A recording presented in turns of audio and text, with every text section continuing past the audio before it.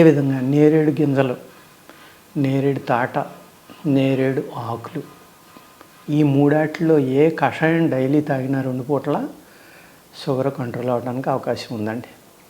నేరేడు గింజలు డైరెక్ట్గా తాగకూడదండి. డైరెక్ట్గా పౌడర్ చేసుకుని నేరేడు గింజల్ని కాఫీ గింజలు వేపిస్తాం చూసారా, అలా బ్రౌన్ కలర్ వచ్చేలాగా వేపించాలి. వేపించిన తర్వాత పౌడర్ కొట్టుకోవాలండి. పౌడర్ కొట్టుకుని ఒక చెంచా మీరు కాఫీ లేక కానీ టీ లేక కానీ పాలల్లో వేసుకుని తాగొచ్చు.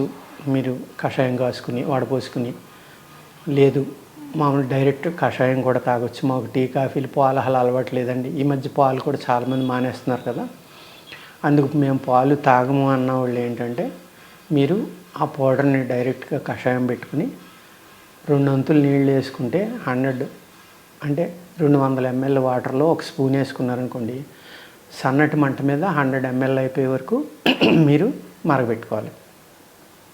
మరగబెట్టుకుని దాన్ని ఫిల్టర్ చేసుకుని గోరువెచ్చగా తాగినా వేడిగా తాగినా పరగడుపుని తాగాలండి. తాగాక నడవడం అనేది కంపల్సరీగా చేయండి మీరు.